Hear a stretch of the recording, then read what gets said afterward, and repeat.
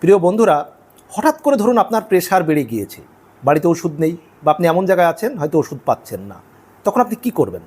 বা আপনার বুক ধড়ফড় করছে কোনো কারণে, বা মানসিক টেনশান হচ্ছে, মানসিক উত্তেজনা হচ্ছে, তখন কি করবেন? আপনি তখন বুক ভরে দম নিয়ে নিন। কিভাবে নেবেন? 2 নাক দিয়ে নিন,